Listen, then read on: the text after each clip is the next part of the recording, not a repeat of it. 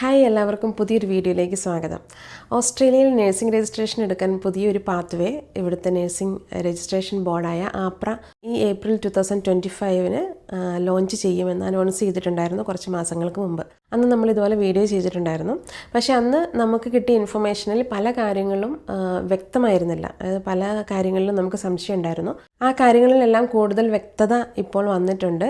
അതുപോലെ ഈ എല്ലാ ക്രൈറ്റീരിയകളും ഒരു ഫൈനൽ കൺഫർമേഷനായിട്ട് എല്ലാ ഇൻഫർമേഷനും ആപ്ര അപ്ഡേറ്റ് ചെയ്തിട്ടുണ്ട്. മാത്രമല്ല കഴിഞ്ഞ തവണ അനൗൺസ് ചെയ്ത ക്രൈറ്റീരിയയിൽ ചെറിയ മാറ്റവും ആപ്ര കൊണ്ടുവന്നിട്ടുണ്ട്. ആ മാറ്റം എന്ന് പറയുന്നത് ഒരുപാട് നഴ്സുമാർക്ക് നിരാശ തരുന്നൊരു കാര്യം കൂടെയാണ്. അപ്പോൾ എന്തായാലും നമുക്കെല്ലാം വ്യക്തമായിട്ട് ഡീറ്റെയിൽ ആയിട്ട് കാണാം. അപ്പോൾ കഴിഞ്ഞ വീഡിയോയിൽ പറഞ്ഞതുപോലെ ആപ്ര പുതിയ 2 പാത്വേസ് ആണ് ഇൻ്റർനാഷണൽ ക്വാളിഫൈഡ് രജിസ്റ്റേർഡ് നഴ്സസിന് വേണ്ടിയിട്ട് കൊണ്ടുവരുന്നത്. ഇപ്പോൾ ഇൻ്റർനാഷണൽ ക്വാളിഫൈഡ് രജിസ്റ്റേർഡ് നഴ്സസ് എന്ന് പറയുന്നത് നമ്മളെപ്പോലുള്ള മറ്റ് രാജ്യങ്ങളിൽ നഴ്സിംഗ് പഠിച്ച് ക്വാളിഫൈ ആയിട്ടുള്ള നഴ്സുമാരെയാണ് ഉദ്ദേശിക്കുന്നത്. അപ്പോൾ നമുക്കറിയാം ഓസ്ട്രേലിയൻ നഴ്സിംഗ് രജിസ്ട്രേഷൻ കിട്ടുക എന്ന് പറയുന്നത് അത്ര ഈസി ആയിട്ടുള്ള ഒരു കാര്യമല്ല. നമ്മൾ നാട്ടിൽ നിന്ന് സാധാരണ ഒരു നഴ്സ് നാട്ടിൽ പഠിച്ചു നാട്ടിൽ വർക്ക് ചെയ്യുന്നൊരു നഴ്സ് ഓസ്ട്രേലിയൻ നഴ്സിംഗ് രജിസ്ട്രേഷൻ എടുക്കണമെങ്കിൽ ഇംഗ്ലീഷ് ലാംഗ്വേജ് ടെസ്റ്റ് മാത്രമല്ല എൻക്ലക്സാറിനും ഓസ്കിയും പോലുള്ള കോമ്പിറ്റൻസി ടെസ്റ്റുകളും ഇവിടെ വന്നിട്ട് ചെയ്താൽ മാത്രമേ നഴ്സിംഗ് രജിസ്ട്രേഷൻ കംപ്ലീറ്റ് ചെയ്യാൻ പറ്റുകയുള്ളൂ. പക്ഷേ ഈ പറഞ്ഞ നഴ്സുമാർ ഇംഗ്ലീഷ് സ്പീക്കിംഗ് കൺട്രിയിൽ വർക്ക് ചെയ്തിട്ടുണ്ടെങ്കിൽ അവർക്ക് കുറച്ചുകൂടി എളുപ്പത്തിൽ ആപ്ര രജിസ്ട്രേഷൻ എടുക്കാനുള്ള പാത്വേ ആപ്ര കൊണ്ടുവന്നിട്ടുണ്ട്. അപ്പം പാത്വേസിലേക്ക് കടക്കുന്നതിന് മുമ്പ് ആപ്ര രജിസ്ട്രേഷൻ എടുക്കാനുള്ള ജനറൽ എലിജിബിലിറ്റി ക്രൈറ്റീരിയ ഒന്ന് ഞാൻ പറയാം. അപ്പോൾ ഓസ്ട്രേലിയൻ നഴ്സിംഗ് രജിസ്ട്രേഷൻ എടുക്കാനുള്ള ക്വാളിഫിക്കേഷൻ എന്ന് പറയുന്നത് ഒരു ബാച്ചിലർ ഓഫ് നഴ്സിംഗ് ആണ്. അതായത് GNM ഓസ്ട്രേലിയയിൽ അക്സെപ്റ്റ് ചെയ്യത്തില്ല. BSc മാൻഡേറ്ററി ആണ്.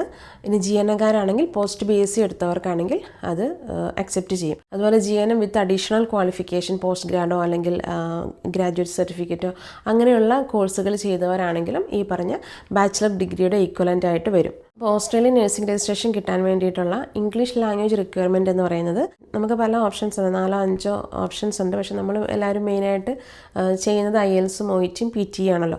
IELTS ആണെങ്കിൽ റീഡിങ് ലിസണിങ് സ്പീക്കിങ്ങിന് 7ഉം റൈറ്റിങ്ങിന് 6.5ഉം OET ആണെങ്കിൽ ഈ പറഞ്ഞ റീഡിങ് ലിസണിങ് സ്പീക്കിങ്ങിന് Bയും റൈറ്റിങ്ങിന് C+ആണ് വേണ്ടത്. പക്ഷേ ക്ലബിങ് ഓപ്ഷൻ ഉണ്ട്. ക്ലബ് ചെയ്യാം. വിത്തിൻ 12 മന്ത്സിൻ്റെ ടൈം പീരീഡിലുള്ള 2 സിറ്റിംഗ് ആണ് ക്ലബ് ചെയ്യാനുള്ള ഓപ്ഷൻ ഉള്ളത്. അത് ഈച്ച് മൊഡ്യൂളായിട്ട് ചെയ്യാൻ പറ്റത്തില്ല, അങ്ങനെ ഒരു ഓപ്ഷൻ ഇല്ല. ഓരോ സിറ്റിങ്ങിലും 4 കമ്പോണൻസും ചെയ്തിരിക്കണം. അപ്പോൾ ക്ലബ് ചെയ്യുമ്പം ഓരോ സിറ്റിങ്ങിലും ഏറ്റവും മിനിമം സ്കോർ എന്ന് പറയുന്നത് IELTS ആണെങ്കിൽ 6.5ന് താഴെ പോകാൻ പാടില്ല.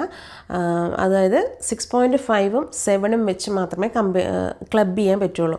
അതുപോലെ തന്നെയാണ് OETയിലും 2 ടെസ്റ്റ് റിസൾട്ടാണ് കമ്പൈൻ ചെയ്യാൻ പറ്റുന്നത് വിത്തിൻ 12 മന്ത്സ് പീരീഡിൽ. അതിൽ ഒരു മൊഡ്യൂൾ പോലും C+ന് താഴെ പോകാൻ പാടില്ല. C+ഉം Bയും വെച്ച് മാത്രമേ ക്ലബ് ചെയ്യാൻ ഓപ്ഷനുള്ളൂ. എല്ലാവർക്കും ക്ലിയർ ആയെന്ന് വിചാരിക്കുന്നു. പിന്നെ ഉള്ളത് PTE ആണ്. PTEയുടെ ഓവറോൾ സ്കോർ 66 ആണ് വേണ്ടത്. അതായത് റീഡിങ് ലിസണിങ് സ്പീക്കിങ്ങിന് 66ഉം റൈറ്റിങ്ങിന് 56ഉമാണ് വേണ്ടത്.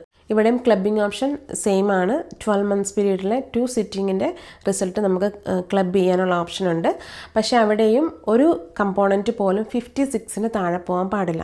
56 മുതൽ മേലോട്ടുള്ള മാർക്കുകൾ മാത്രമേ ക്ലബ് ചെയ്യാൻ പറ്റുകയുള്ളൂ. അപ്പോൾ ഇതാണ് ഓസ്ട്രേലിയൻ നഴ്സിംഗ് രജിസ്ട്രേഷൻ എടുക്കാനുള്ള ഇംഗ്ലീഷ് ലാംഗ്വേജ് റിക്വയർമെൻറ്റ്. അപ്പോൾ ഇത് രണ്ടുമാണ് മെയിനായിട്ട് വേണ്ട റിക്വയർമെൻറ്റ്സ് ഓസ്ട്രേലിയൻ നഴ്സിംഗ് രജിസ്ട്രേഷൻ എടുക്കാനുള്ളത്. പിന്നെ നമുക്ക് ഓസ്ട്രേലിയൻ നഴ്സിംഗ് രജിസ്ട്രേഷൻ എടുക്കാൻ വേണ്ടിയിട്ട് ആപ്ര പുതിയതായിട്ട് കൊണ്ടുവന്ന 2 പാത്വേസ് ഏതൊക്കെയാണെന്ന് നോക്കാം. അപ്പോൾ ഇംഗ്ലീഷ് സ്പീക്കിംഗ് കൺട്രി എന്ന് പറയുന്നത് ഒരുപാട് ഇംഗ്ലീഷ് സ്പീക്കിംഗ് കൺട്രീസ് ഉണ്ട്. പക്ഷേ അതിൽ NMBA അപ്രൂവ്ഡ് ആയിട്ടുള്ള കൺട്രീസ് മാത്രമേ ആപ്ര അക്സെപ്റ്റ് ചെയ്യുകയുള്ളൂ. NMBA അപ്രൂവ്ഡ് കൺട്രീസ് എന്ന് പറയുന്നത് UK, അയർലൻഡ്, കാനഡയിൽ 2 പ്രൊവിൻസസ് മാത്രമേ ഉള്ളൂ, ബ്രിട്ടീഷ് കൊളംബിയ, പിന്നെ സിംഗപ്പൂർ ആൻഡ് സ്പെയിൻ.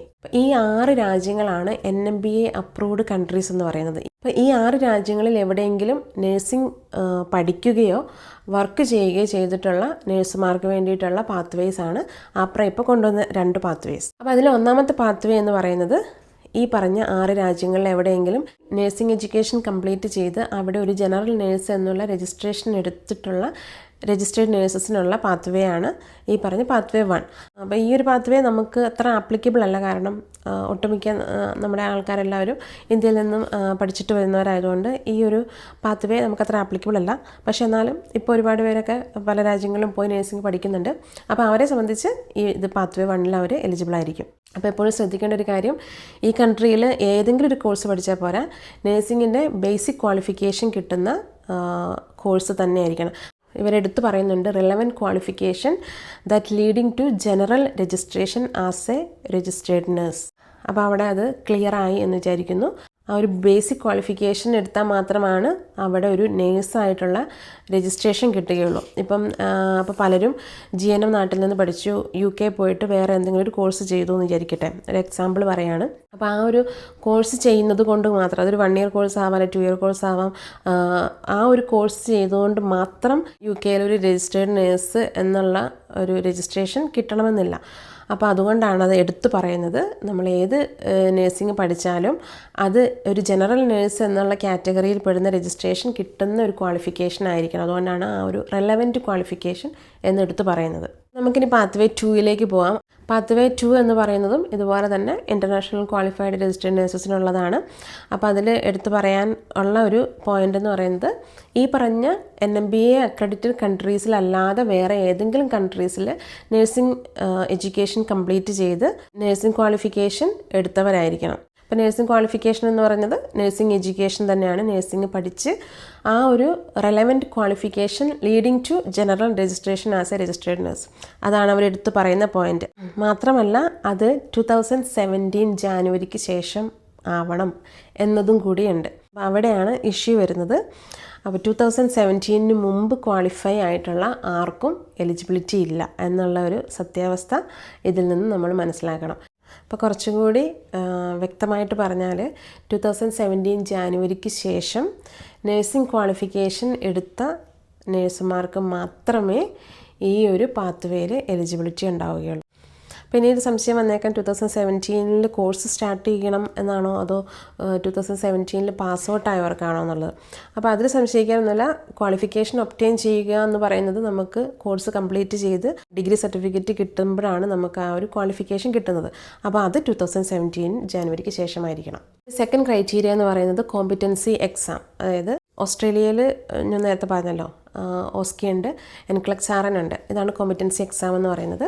ഇതുപോലെ ഓസ്ട്രേലിയൻ സ്റ്റാൻഡേർഡിലുള്ളൊരു കോമ്പിറ്റൻസി എക്സാം കംപ്ലീറ്റ് ചെയ്തിട്ടുണ്ടാവണം. അപ്പം എക്സാമ്പിൾസ് പറഞ്ഞിട്ടുണ്ടെങ്കിൽ UK രജിസ്ട്രേഷൻ NMC രജിസ്ട്രേഷൻ എടുക്കണമെങ്കിൽ CBT OSCE കംപ്ലീറ്റ് ചെയ്യണം. അയർലൻഡിൽ NMBA രജിസ്ട്രേഷൻ എടുക്കണമെങ്കിൽ CBT തിയറി എക്സാമും ആപ്റ്റിറ്റ്യൂഡ് ടെസ്റ്റ് ഉണ്ട്, അല്ലെങ്കിൽ അഡാപ്റ്റേഷൻ പ്രോഗ്രാം ഉണ്ട്. ഇതൊക്കെയാണ് കോമ്പിറ്റൻസി അസസ്മെൻറ്റ്, കോമ്പിറ്റൻസി എക്സാം എന്ന് പറയുന്നത്. അതുപോലെ കാനഡയിലും US ഒക്കെ ആണെങ്കിലും അവിടെയും കോമ്പിറ്റൻസി എക്സാംസ് ഉണ്ട്. അപ്പോൾ ഈ പറഞ്ഞ 6 NMBA അപ്രൂവ്ഡ് ആയിട്ടുള്ള കൺട്രീസിൽ കോമ്പിറ്റൻസി എക്സാം കംപ്ലീറ്റ് ചെയ്തതിന് ശേഷം അവിടുത്തെ രജിസ്ട്രേഷൻ എടുത്തിട്ടുള്ള ആൾക്കാരായിരിക്കണം. അതാണ് സെക്കൻഡ് ക്രൈറ്റീരിയ എന്ന് പറയുന്നത്. പിന്നെ മൂന്നാമത്തെ ക്രൈറ്റീരിയ എന്ന് പറയുന്നത്, ഈ പറഞ്ഞ 6 NMBA അപ്രൂവ്ഡ് കൺട്രീസിൽ കറൻ്റ്ലി നമുക്ക് അവിടെ ഒരു രജിസ്ട്രേഷൻ ഉണ്ടായിരിക്കും. അതല്ലെങ്കിൽ മറ്റൊരു ഓപ്ഷനും കൂടെ ഉണ്ട്. ഇപ്പം വാലിഡ് അല്ലെങ്കിൽ പോലും പ്രീവിയസ് രജിസ്ട്രേഷൻ 2017 ജാനുവരിക്ക് ശേഷമുള്ള രജിസ്ട്രേഷൻ ആയിരിക്കണം. അത് ഇൻവാലിഡ് ആയോട്ടെ എക്സ്പയർഡ് ആയിക്കോട്ടെ, അത് പ്രശ്നമില്ല. പക്ഷേ 2017 ജാനുവരിക്ക് ശേഷമുള്ള രജിസ്ട്രേഷൻ ഉള്ളവരെ മാത്രമേ ഇതിനകത്ത് എലിജിബിൾ ആവുകയുള്ളൂ. അപ്പോൾ അതും എല്ലാവർക്കും ക്ലിയർ ആയെന്ന് വിചാരിക്കുന്നു. ഇനി നാലാമത്തെ ക്രൈറ്റീരിയ, അത് ക്ലിനിക്കൽ വർക്ക് എക്സ്പീരിയൻസ് ആണ്. ഈ പറഞ്ഞ 6 കൺട്രീസിൽ എവിടെയെങ്കിലും 1800 അവേഴ്സ് എക്സ്പീരിയൻസ് മിനിമം ഉണ്ടായിരിക്കണം. 1800 മണിക്കൂറെങ്കിലും മിനിമം നമ്മൾ രജിസ്റ്റേർഡ് നഴ്സായിട്ട് പ്രാക്ടീസ് ചെയ്തിട്ടുണ്ടാവണം ഈ പറഞ്ഞ 6 കൺട്രീസിൽ. ഇതാണ് 4 ക്രൈറ്റീരിയ. ഒന്നാമത്തെ qualification, relevant qualification that leading to general registration as a registered nurse since January 2017. Second criteria എന്ന് പറയുന്നത് successful completion of a competency examination as international qualified registered nurses in any of the NMBA approved countries. Third criteria എന്ന് പറയുന്നത് must hold a current or previously held general registration as a registered nurse in any of the NMBA approved countries. Fourth criteria എന്ന് പറയുന്നത് completion of at least 1800 hours practice as a registered nurse in any of the NMBA approved countries. അപ്പോൾ ഈ 4 criteria എല്ലാവർക്കും clear ആയി എന്ന് വിചാരിക്കുന്നു. ഇതിനകത്ത് കൂടുതൽ സംശയിക്കാനുള്ള ഒന്നും ഇല്ല എന്നാണ് എൻ്റെ ഒരു വിശ്വാസം. അപ്പോൾ ഈ 4 ക്രൈറ്റീരിയയും നിങ്ങൾ മീറ്റ് ചെയ്യുന്നുണ്ടെങ്കിൽ ആപ്ര പുറത്തിറക്കിയ പുതിയ ഡയറക്റ്റ് രജിസ്ട്രേഷൻ പാത്വേ 2-ൽ നിങ്ങൾ എലിജിബിളാണ്. ഇനി അടുത്ത് നമുക്ക് ക്ലാരിഫിക്കേഷൻ വേണ്ട ഒരു കാര്യം എന്ന് പറയുന്നത് ഇംഗ്ലീഷ് ലാംഗ്വേജ് റിക്വയർമെൻറ്റിലായിരുന്നു. അപ്പോൾ അതിൻ്റെ ഒരു ക്ലാരിറ്റി നമുക്ക് കിട്ടിയിട്ടുണ്ട്. ഇംഗ്ലീഷ് ലാംഗ്വേജ് റിക്വയർമെൻറ്റ് ഞാൻ നേരത്തെ പറഞ്ഞിരുന്നു. അപ്പോൾ ഈ പറഞ്ഞ രാജ്യങ്ങളിൽ, അതായത് NMB അപ്രൂവ്ഡ് ആയിട്ടുള്ള 6 കൺട്രീസിൽ വർക്ക് ചെയ്തിട്ടുള്ള നേഴ്സുമാരെ സംബന്ധിച്ച് ഇംഗ്ലീഷ് ലാംഗ്വേജ് റിക്വയർമെൻറ്റിന് എക്സംഷൻ കിട്ടുമോ എന്നുള്ളതായിരുന്നു നമ്മുടെ ഒരു ക്വസ്റ്റ്യൻ. അപ്പോൾ അതിന് ആൻസർ എസ് ആണ്, എക്സംഷൻ കിട്ടും. നിങ്ങൾ പുതിയൊരു ഇംഗ്ലീഷ് ലാംഗ്വേജ് ടെസ്റ്റ് എഴുതേണ്ട ആവശ്യമില്ല. ഈ പറഞ്ഞ കൺട്രീസിൽ വർക്ക് ചെയ്യാൻ വേണ്ടിയിട്ട് എഴുതിയ ഇംഗ്ലീഷ് ലാംഗ്വേജ് ടെസ്റ്റ് ഈ ഒരു പ്രോസസ്സിന് നമുക്ക് യൂസ് ചെയ്യാം. പക്ഷേ അവിടെ ഒരു കണ്ടീഷനുണ്ട്.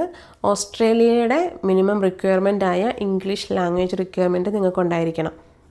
അപ്പോൾ അവിടെ ചെറിയൊരു പ്രശ്നം വരാൻ ചാൻസ് ഉണ്ട് അയർലൻഡുകാർക്ക്. കാരണം അയർലൻഡിലെ ഇംഗ്ലീഷ് ലാംഗ്വേജ് റിക്വയർമെൻറ്റ് കുറച്ച് വ്യത്യാസമുണ്ട്. അവിടെ ഏതെങ്കിലും ഒരു മൊഡ്യൂളിന് ആണ് C+ അല്ലെങ്കിൽ 6.5, ബാക്കി 3 എണ്ണത്തിനുമാണ് 7 അല്ലെങ്കിൽ B വേണ്ടത്. അപ്പം അവിടെ റൈറ്റിങ്ങിന് B കിട്ടി അല്ലെങ്കിൽ 7 കിട്ടി, റീഡിങ്ങിന് 6.5ഉം C+ഉം ആയിട്ട് പോയവരാണെങ്കിൽ അവിടെ നിങ്ങൾക്ക് പ്രശ്നം വരും. മനസ്സിലായി? അപ്പോൾ UK സംബന്ധിച്ച് UKയുടെ എക്സാക്ട്ലി സെയിം റിക്വയർമെൻ്റ് ആണ് ഓസ്ട്രേലിയയുടെ ഇംഗ്ലീഷ് ലാംഗ്വേജ് റിക്വയർമെൻറ്റ്, യാതൊരു വ്യത്യാസമില്ല. പക്ഷേ അയർലൻഡുകാരെ സംബന്ധിച്ച് ചെറിയൊരു പ്രശ്നം അവിടെ വരും. അതുപോലെ US, കാനഡ പോലുള്ള രാജ്യങ്ങളിലും ഇംഗ്ലീഷ് ലാംഗ്വേജിൻ്റെ സ്കോറിലൊക്കെ ചെറിയ വ്യത്യാസമുണ്ട്. അപ്പോൾ അതും ഈ പറഞ്ഞ ഓസ്ട്രേലിയൻ ക്രൈറ്റീരിയകളെല്ലാം മീറ്റ് ചെയ്യുന്ന രീതിയിലുള്ള ഒരു സ്കോറായിരിക്കണം. പക്ഷേ ഇത് എക്സ്പയർഡ് ആയിട്ടുള്ള സ്കോർ ആണെങ്കിലും ഓക്കെയാണ്. കാരണം നിങ്ങൾ ഈ ഒരു സ്കോർ എടുത്ത് ഈ പറഞ്ഞ ഏതെങ്കിലും കൺട്രിയിൽ വർക്ക് ചെയ്യുകയാണല്ലോ. പിന്നെ വേറൊരു കാര്യം എടുത്ത് പറഞ്ഞിട്ടുണ്ട്, കണ്ടിന്യൂസ് പ്രാക്ടീസിങ് ആയിരിക്കണം. ആ ഒരു ഇംഗ്ലീഷ് ലാംഗ്വേജ് ടെസ്റ്റ് കംപ്ലീറ്റ് ചെയ്തതിന് ശേഷം ഈ പറഞ്ഞ NMB അപ്രൂവ്ഡ് കൺട്രിയിൽ വന്നതിന് ശേഷം കണ്ടിന്യൂസ് പ്രാക്ടീസിങ് ആയിരിക്കണം. അതും ഒരു മാൻഡേറ്ററി റിക്വയർമെൻ്റ് ആണ്. അപ്പോൾ അതും അവരെടുത്ത് പറയുന്നുണ്ട്. അപ്പോൾ ഈ കാര്യങ്ങൾ ഉണ്ടെങ്കിൽ നിങ്ങൾക്ക് ഇംഗ്ലീഷ് ലാംഗ്വേജിന് വേവർ കിട്ടും. ഇംഗ്ലീഷ് ലാംഗ്വേജ് പുതുതായിട്ട് എഴുതേണ്ട ആവശ്യമില്ല. പിന്നെ UKയിൽ NMC രജിസ്ട്രേഷൻ എടുക്കാൻ പല ആൾക്കാർക്കും ഇംഗ്ലീഷ് ലാംഗ്വേജ് വേണ്ടാതെ NMC രജിസ്ട്രേഷൻ എടുക്കാൻ പറ്റിയിട്ടുണ്ട്. അതായത് മാൾട്ട അങ്ങനെയുള്ള ചില രാജ്യങ്ങൾ, ഇംഗ്ലീഷ് സ്പീക്കിംഗ് കൺട്രിയിൽ വർക്ക് ചെയ്തിട്ടുള്ളവർക്ക് NMCയിൽ രജിസ്റ്റർ ചെയ്യാം വിത്തൗട്ട് ഇംഗ്ലീഷ് ലാംഗ്വേജ് ടെസ്റ്റ്. അതുപോലെ തന്നെ UKയിൽ കെയറായിട്ട് വർക്ക് ചെയ്തിട്ടുള്ള നേഴ്സുമാർക്കും 1 ഇയർ കഴിഞ്ഞിട്ടുണ്ടെങ്കിൽ NMC പിന്നെ കിട്ടും ഇംഗ്ലീഷ് ലാംഗ്വേജ് ഇല്ലാതെ. അപ്പോൾ അവരെ സംബന്ധിച്ചും ഇംഗ്ലീഷ് ലാംഗ്വേജ് ടെസ്റ്റ് പുതുതായിട്ട് എഴുതിയെടുത്താൽ മാത്രമേ പറ്റുകയുള്ളൂ. അപ്പോൾ ഇത്തരം കാര്യങ്ങളാണ് ഓസ്ട്രേലിയൻ നഴ്സിംഗ് രജിസ്ട്രേഷൻ എടുക്കാൻ വേണ്ടി ആപ്ര പുതുതായിട്ട് കൊണ്ടുവന്ന പുതിയ പാത്വേയിലെ എലിജിബിലിറ്റി ക്രൈറ്റീരിയ. അപ്പോൾ ഈ ക്രൈറ്റീരിയ നിങ്ങൾ മീറ്റ് ചെയ്യുന്നുണ്ടെങ്കിൽ നിങ്ങൾ തീർച്ചയായും ഈ ഒരു പാത്വേക്ക് എലിജിബിൾ ആയിരിക്കും. അപ്പോൾ ക്രൈറ്റീരിയ മീറ്റ് ചെയ്യാത്തവരെ സംബന്ധിച്ച് ഈ ഒരു പാത്വേക്ക് എലിജിബിൾ ആയിരിക്കില്ല. പക്ഷേ അവർക്ക് വേറെ പാത്വേ ഉണ്ട്. പഴയൊരു സിസ്റ്റം ഇപ്പോഴും കണ്ടിന്യൂസ് ആയിട്ട് പോകുന്നുണ്ട്. അതായത് ഓസ്ട്രേലിയയുടെ റിക്വയർമെൻറ്റ്സ് എല്ലാം മീറ്റ് ചെയ്യുക, NCLEX-Rനും OSCEയും എഴുതിയെടുക്കുക.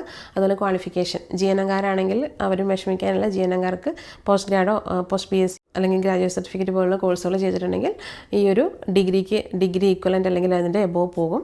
അപ്പോൾ ക്വാളിഫിക്കേഷൻ മീറ്റ് ചെയ്യും. അപ്പോൾ ഈ ഒരു 2017 എന്നുള്ള ഒരു ക്രൈറ്റീരിയ ഈ ഒരു പുതിയ പാത്വേക്ക് മാത്രമേ ഉള്ളൂ. ഓൾഡ് പ്രോസസ്സിന് അത് മാൻഡേറ്ററി റിക്വയർമെൻ്റ് അല്ല. അപ്പോൾ അതുകൊണ്ട് 2017 മുമ്പ് പഠിച്ചവരും GNMകാരും ഇംഗ്ലീഷ് ലാംഗ്വേജ് ഇല്ലാത്തവരെ സംബന്ധിച്ചും ഒക്കെ പല പല ഓപ്ഷൻസ് ഉണ്ട്. അപ്പം നിങ്ങൾ വിഷമിക്കേണ്ട. ഓസ്ട്രേലിയൻ നഴ്സിംഗ് രജിസ്ട്രേഷൻ എടുക്കുക എന്നുള്ളതും ഓസ്ട്രേലിയ വരിക എന്നുള്ളതും ഇവിടെ വർക്ക് ചെയ്യുക എന്നുള്ളതും നിങ്ങളൊരു സ്വപ്നമാണ്, ലക്ഷ്യമാണെങ്കിൽ തീർച്ചയായും നിങ്ങൾക്ക് വഴികൾ മുമ്പിലുണ്ട്. പിന്നെ ഇപ്പോഴും ന്യൂസിലാൻഡ് പാത്വേ നിലവിലുണ്ട്. ഈ പറഞ്ഞ CBT OSCE എഴുതണമെന്നേ ഉള്ളൂ. പക്ഷെ എനിക്ക് തോന്നുന്നത് ഓസ്ട്രേലിയ NCLEX-RN OSCE എഴുതുന്നതിലും കുറച്ചും കൂടി ഈസി ആയിരിക്കും ന്യൂസിലാൻഡ് CBT OSCEയും ചെയ്യുന്നത്. കാരണം ഓസ്ട്രേലിയയിൽ പൊതുവേ കുറച്ച് ഫെയിലിയർ റേറ്റ് കുറച്ച് കൂടുതലായതുകൊണ്ട് കുറച്ച് എക്സ്പെൻസീവ് ആയിരിക്കും. ഏതാണെങ്കിലും ഓസ്ട്രേലിയൻ രജിസ്ട്രേഷൻ ആണെങ്കിലും ന്യൂസിലാൻഡ് ആണെങ്കിലും കുറച്ച് എക്സ്പെൻസീവ് ആയിരിക്കും. പക്ഷെ നിങ്ങൾക്ക് ഞാൻ പറഞ്ഞല്ലോ, ഇതൊരു ലക്ഷ്യമാണെങ്കിൽ, സ്വപ്നമാണെങ്കിൽ നിങ്ങൾക്ക് തീർച്ചയായും അതിനുള്ള വഴികളുണ്ട്. പിന്നെ ഒരു കാര്യം കൂടി പറയാം, ഇംഗ്ലീഷ് സ്പീക്കിംഗ് കൺട്രിയിൽ വർക്ക് ചെയ്യുന്ന നേഴ്സുമാർക്ക് ഇംഗ്ലീഷ് ലാംഗ്വേജ് ടെസ്റ്റിൽ എക്സംഷൻ കിട്ടുന്നത് പോലെ ക്വാളിഫിക്കേഷനിൽ എക്സംഷൻ കിട്ടുമോ എന്നുള്ള കാര്യം അറിയില്ല കേട്ടോ. ഒരു പക്ഷേ നിങ്ങൾക്ക് കിട്ടിയേക്കാം. അപ്പോൾ 2017 ശേഷം GNM ക്വാളിഫിക്കേഷൻ എടുത്ത് ആരെങ്കിലും ഉണ്ടെങ്കിൽ, നിങ്ങൾ ഹാപ്പി ആണെങ്കിൽ, ഒരു ചെറിയ റിസ്ക് എടുക്കാൻ ഓക്കെ ആണെങ്കിൽ നിങ്ങൾക്ക് അപ്ലൈ ചെയ്ത് നോക്കാം കേട്ടോ. ഒരു പക്ഷേ നിങ്ങൾക്ക് ഒരു വേവർ കിട്ടിയേക്കും. പക്ഷെ ഉറപ്പില്ല, ചെയ്താൽ മാത്രമേ അറിയത്തുള്ളൂ. പിന്നെ വേറൊരു കാര്യം കൂടി പറയാനുള്ളത്, ഈ പാത്വേ ഇതുവരെയും ഓപ്പൺ ചെയ്തിട്ടില്ല. അതായത് ആപ്ലിക്കേഷൻ അക്സെപ്റ്റ് ചെയ്യാൻ തുടങ്ങിയിട്ടില്ല. അപ്പോൾ ഇതിൻ്റെ എല്ലാ ഇൻഫർമേഷനും ഫൈനലായിട്ട് ഔട്ടായിട്ടുണ്ടെങ്കിലും ഈ ഒരു ആപ്ലിക്കേഷൻ പ്രോസസ്സ്, അല്ലെങ്കിൽ ഇത് പാത്വേ 2 എന്ന് പറയുന്നത് ഒരു സെപ്പറേറ്റ് ആപ്ലിക്കേഷനാണ്. ഇത്രയും കാലം രജിസ്ട്രേഷൻ ചെയ്യുന്നൊരു ആപ്ലിക്കേഷനല്ല. അപ്പോൾ ഇതിനൊരു സെപ്പറേറ്റ് ആപ്ലിക്കേഷനാണ്. അപ്പോൾ അത് ആപ്രയുടെ വെബ്സൈറ്റിൽ ഓപ്പണായി മാത്രമേ നമുക്ക് ആപ്ലിക്കേഷൻ സബ്മിറ്റ് ചെയ്യാൻ പറ്റുള്ളൂ. അത് ഇതുവരെയും സ്റ്റാർട്ടായിട്ടില്ല. ഏർലി ഏപ്രിൽ 2025 എന്നാണ് പറഞ്ഞത്. അപ്പോൾ ഇപ്പം ഏപ്രിൽ ഫസ്റ്റ് വീക്കായി. ഉടനെ നമുക്ക് പ്രതീക്ഷിക്കുക ഇത് ഓപ്പൺ ചെയ്യുമെന്ന്. അപ്പോൾ ഇത് ഓപ്പൺ ചെയ്ത് മാത്രമേ നമുക്ക് ആപ്ലിക്കേഷൻ സബ്മിറ്റ് ചെയ്യാൻ പറ്റുകയുള്ളൂ. അപ്പോൾ ഇതിന് ആപ്ലിക്കേഷൻ ഫീസ് അല്ലെങ്കിൽ ഇതിന് വേറെ എന്തെങ്കിലും അഡീഷണൽ റിക്വയർമെൻറ്റ്സ് ഉണ്ടോ എന്നൊക്കെ ഉള്ളത് നമ്മൾ ആപ്ലിക്കേഷൻ ചെയ്താൽ മാത്രമേ അറിയാൻ പറ്റുകയുള്ളൂ. അപ്പം അങ്ങനെ എന്തെങ്കിലും അഡീഷണൽ ആയിട്ട് ഇൻഫർമേഷൻ എന്തെങ്കിലും ഉണ്ടെങ്കിൽ പുറകെ ഞാൻ വീഡിയോ ചെയ്യുന്നതായിരിക്കും. പിന്നെ വേറൊരു കാര്യം കൂടി എടുത്ത് പറയാം. നമ്മൾ ഡ്യൂഡ്രോപ്സ് കരിയർ സൊല്യൂഷൻസ് ഈ ഒരു പ്രോസസ്സ് ചെയ്യുന്നുണ്ട്. അപ്പോൾ ഓൾറെഡി പലരുടെയും നിർദ്ദേശപ്രകാരം നമ്മൾ എയർലി രജിസ്ട്രേഷൻ സ്റ്റാർട്ട് ചെയ്തിട്ടുണ്ടായിരുന്നു. അപ്പോൾ കുറച്ചേരൊക്കെ നമ്മുടെ അടുത്ത് വന്ന് രജിസ്റ്റർ ചെയ്തിട്ടുണ്ട്. അപ്പോൾ നമ്മൾ അവരോട് പ്രത്യേകം എടുത്ത് പറഞ്ഞിട്ട് തന്നെയാണ് രജിസ്ട്രേഷൻ അക്സെപ്റ്റ് ചെയ്തത്. കാരണം GNM ക്വാളിഫിക്കേഷനെ കുറിച്ചോ ഇംഗ്ലീഷ് ലാംഗ്വേജിൻ്റെ റിക്വയർമെൻറ്റിനെ കുറിച്ചോ നമുക്കൊരു ക്ലാരിറ്റി ഉണ്ടായിരുന്നില്ല. അപ്പോൾ എന്തെങ്കിലും ക്രൈറ്റീരിയയിൽ മാറ്റം ഉണ്ടാവുകയോ ഇവർക്ക് എലിജിബിലിറ്റി ഇല്ലാതെ വരികയോ ചെയ്തിട്ടുണ്ടെങ്കിൽ 100% റീഫണ്ട് കിട്ടുമെന്ന് പറഞ്ഞ് ഉറപ്പിച്ചതിന് ശേഷം മാത്രമാണ് നമ്മൾ ഈ ഒരു രജിസ്ട്രേഷൻ അക്സെപ്റ്റ് ചെയ്തത് തന്നെ. അപ്പോൾ അതുകൊണ്ട് നമ്മുടെ അടുത്ത് രജിസ്റ്റർ ചെയ്തിട്ടുള്ള ആരും വിഷമിക്കേണ്ട. നിങ്ങളുടെ പൈസ വളരെ സേഫാണ്. നിങ്ങൾക്ക് തന്നെ തിരിച്ചു കിട്ടിയിരിക്കും. ആരുടെയും പൈസ പറ്റിച്ച് നമ്മൾ ഒരു പരിപാടിയും ചെയ്യുന്നതായിരിക്കില്ല. അപ്പോൾ അതുപോലെ തന്നെ വേറെ ഏതെങ്കിലും ഏജൻസികൾ ത്രൂ നിങ്ങൾ രജിസ്റ്റർ ചെയ്തിട്ടുണ്ടെങ്കിൽ നിങ്ങൾ എലിജിബിൾ അല്ല എന്ന് മനസ്സിലായിട്ടുണ്ടെങ്കിൽ തീർച്ചയായും അവരോട് റീഫണ്ട് ചോദിക്കാം. കാരണം ഈ ക്രൈറ്റീരിയയിലൊന്നും ഇത്രയും ക്ലാരിറ്റി ഉണ്ടായിരുന്നില്ല ആദ്യത്തെ ഒരു അനൗൺസ്മെൻറ്റ് വന്നപ്പം. അതുകൊണ്ടാണ് ഇങ്ങനൊരു കൺഫ്യൂഷൻ എല്ലാവരുടെയും ഇടയ്ക്ക് സ്പ്രെഡായതും. അപ്പോൾ ഇപ്പം എല്ലാത്തിനും ഒരു ക്ലാരിറ്റി വന്നു. എല്ലാവർക്കും എല്ലാം മനസ്സിലായി എന്ന് വിചാരിക്കുന്നു. ഇനി എന്തെങ്കിലും സംശയം ഉണ്ടെങ്കിൽ തീർച്ചയായും നിങ്ങൾക്ക് കമൻറ്റ് ചെയ്യാവുന്നതാണ്. അപ്പോൾ ഈ പ്രോസസ്സ് ചെയ്യാൻ ആഗ്രഹിക്കുന്ന എലിജിബിൾ ആയിട്ടുള്ളവർക്കെല്ലാം നമ്മളെ കോൺടാക്ട് ചെയ്യാവുന്നതാണ്. കോൺടാക്ട് ഡീറ്റെയിൽസും കാര്യങ്ങളെല്ലാം ഇവിടെ കൊടുക്കുന്നുണ്ട്. അപ്പോൾ നമുക്ക് മറ്റൊരു വീഡിയോ ആയിട്ട് വീണ്ടും കാണുന്നവരെല്ലാവർക്കും ബൈ. Thank you.